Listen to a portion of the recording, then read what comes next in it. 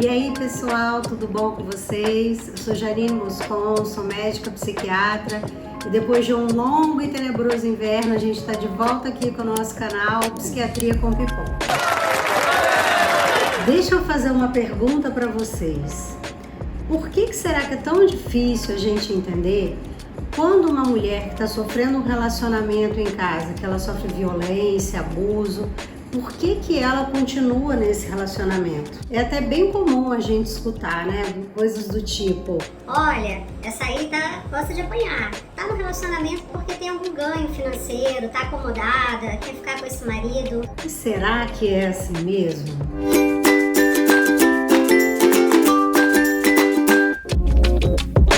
A minissérie Maid, que significa faxineira em português, estreou na Netflix no dia 1º de outubro e desde então tem estado nos primeiros lugares do streaming aqui no Brasil. Ela possui 10 episódios e é baseada na história real contada no livro de Stephanie Land, que se chama Superação, Trabalho Duro, Salário Baixo e o Dever de uma Mãe Solo. Só o título do livro já resume bem a história da protagonista da nossa série. A minissérie conta a história de Alex, uma mãe solteira que tenta sair de um relacionamento abusivo e criar a sua filha de 3 anos de idade. Como na biografia de muitas mulheres vítimas de violência doméstica, toda a história de violência de Alex já começa lá na sua infância. Ela presencia por sucessivas vezes sua mãe apanhando de seu pai. Este homem, ele é um alcoolista e muito violento. E na hora das brigas e conflitos, fica claro lá na frente que Alex se esconde num armário dentro de casa tentando se proteger. No futuro, isso vai se manifestar como uma claustrofobia e síndrome de pânico. Quando Alex tem 4 anos de idade, sua mãe decide fugir de casa, levando com ela sua filha e fugindo também desse ambiente violento. No entanto, Alex passa a ser criada por essa mãe solteira neste momento, uma mãe mentalmente instável, emocionalmente descompensada, portadora de um transtorno bipolar não diagnosticado e não tratado. Então, desde muito pequena, Alex é quem tem que fazer esse papel de mãe e é ela que cuida de Paula, não o contrário. A vida de Alex, então, passa a ser marcada pela instabilidade, pela insegurança, por vários namorados que vão passando pela vida de sua mãe, e isso no futuro gera nela a construção de uma personalidade também muito frágil, insegura, uma pessoa que não consegue se defender da agressão dos outros. Já na idade adulta, Alex começa a morar com seu namorado, Sean, e no começo tudo são flores. No entanto, Alex acaba engravidando, uma gravidez não planejada, e com isso tem que abandonar a faculdade na qual ela pretendia se formar para ser escritora.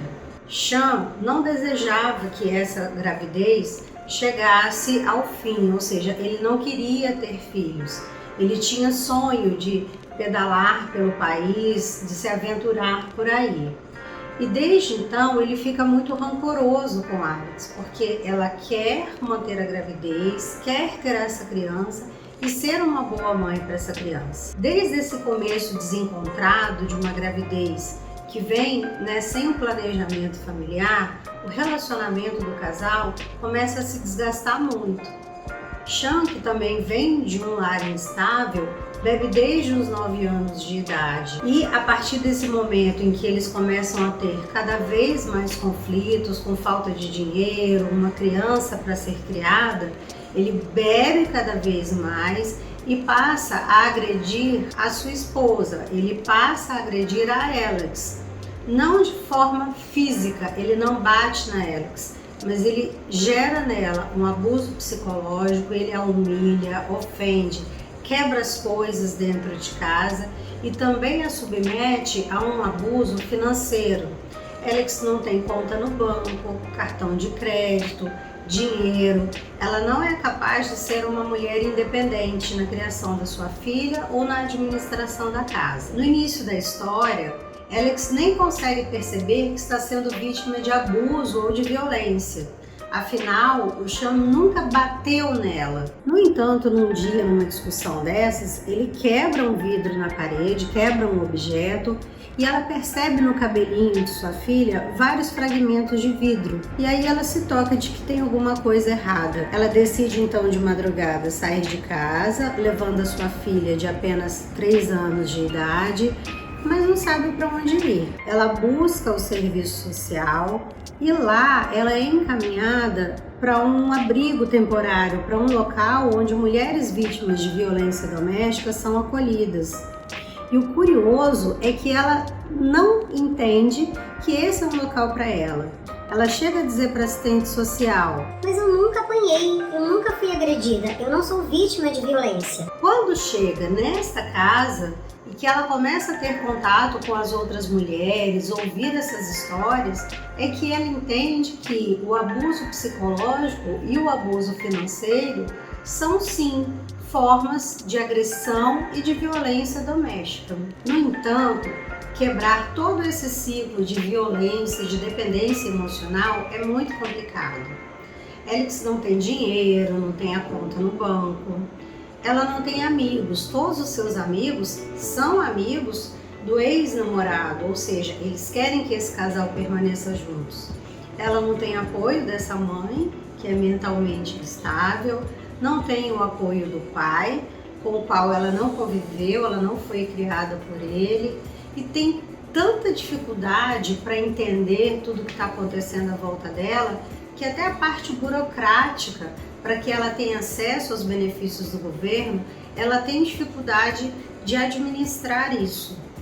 Tamanha foi a destruição da personalidade, dessa característica íntima dela. A gente fica assistindo a série e tem um momento que a gente pensa assim: nossa, mas essa menina deve ter algum problema, parece que ela não consegue raciocinar. Por que ela está tendo tanta dificuldade para tomar as decisões e fazer tudo que é necessário para que ela consiga dar esse passo? A gente também percebe na série que não são muitas pessoas que estão dispostas a ajudar esse tipo de mulher, né? Mãe solteira, com uma filha sozinha. Muitas vezes elas são culpadas por isso. É difícil arrumar uma creche em período integral e de qualidade, que essa criança possa ficar, para que essa mãe trabalhe. É difícil a inserção no mercado de trabalho. Como Alex teve uma gravidez não desejada, foi mãe muito jovem, ela não tem uma formação profissional, ela não tem uma carreira, enfim, ela se sente completamente abandonada, desprovida de rede social e de apoio. Assim, é muito difícil a gente se recuperar numa situação dessas. E em algum momento, ela acaba assim, cedendo, voltando para casa e acreditando em várias promessas que o seu ex-namorado lhe faz. Nesse abrigo, a pessoa que coordena, né, todo o trabalho que é feito lá é uma pessoa também, uma mulher, que foi vítima de violência doméstica. E ela chega a dar um dado estarrecedor, que as mulheres tentam pelo menos 5 vezes sair de casa, em média, até que elas consigam realmente dar esse passo e superar essa fase tão difícil da vida delas. O filme acaba trazendo uma série de aprendizados pra gente. Ele nos mostra como é difícil quebrar o ciclo da violência doméstica, como é complicado ser uma mãe solteira, sem formação profissional, criando uma criança e tentando fazer com que essa criança tenha uma infância saudável, sem repetir esse ciclo de violência que no caso da Alex vem desde a sua infância, né? Já é a 2ª geração de mulheres que vem sofrendo violência. Além disso, há um vácuo de políticas públicas para dar um suporte para essas mulheres. Mesmo lá nos Estados Unidos, em que os benefícios sociais são vários, o acesso a esses benefícios não é simples. A burocracia é muito grande, complicada, e essas mulheres estão tão desorientadas que até preencher os formulários se torna uma coisa muito complicada. Se é assim lá nos Estados Unidos, imagina aqui no Brasil. Até o ano de 2019, apenas 7,5% dos municípios brasileiros possuíam uma delegacia especializada no atendimento da mulher.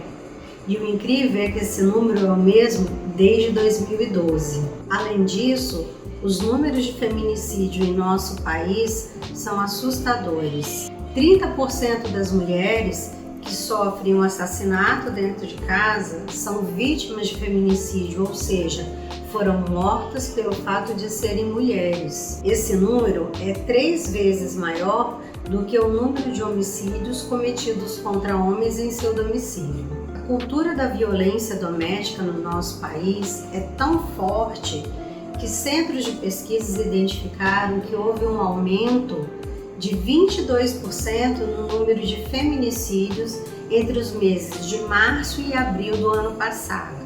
Ou seja, com o advento da pandemia em 2002 e o isolamento social, essas mulheres foram obrigadas a ficar mais em casa, mais expostas aos seus agressores e mais vulneráveis, sem sequer ter a oportunidade de pedir ajuda. Um aumento de 22% nos casos de feminicídio em apenas 2 meses é muita coisa. Made não nos traz uma história feliz.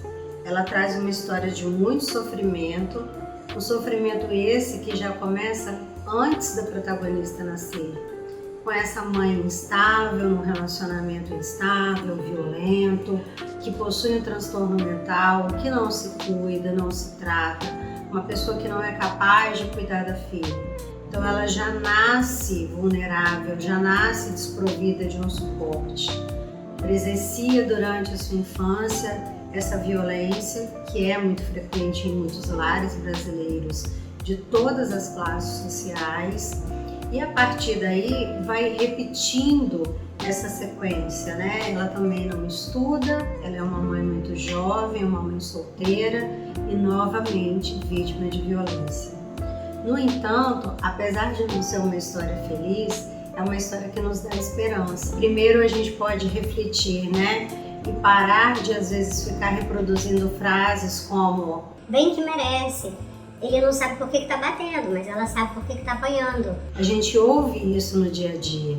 Então, se a gente tiver mais consciência de como é que esse processo se dá, esse processo emocional, de toda a formação da violência doméstica, a gente pode parar de reproduzir esse tipo de comentário sexista. Além disso, ele traz também a realidade de pessoas que estão envolvidas na atuação de profissões com baixa qualificação. A protagonista chega a desmaiar durante uma das faxinas por estar muito tempo em jejum, por estar com fome e simplesmente a sua patroa chega e lhe oferece um copinho de água e uma barrinha de cereais, como se isso fosse suficiente para matar a fome de uma pessoa que chegou a desmaiar por hipoglicemia. A mensagem principal de Made é mais empatia e menos julgamento. Por favor, vamos assistir essa série, vale muito a pena e eu espero vocês aqui numa próxima vez para a gente discutir mais uma série muito interessante.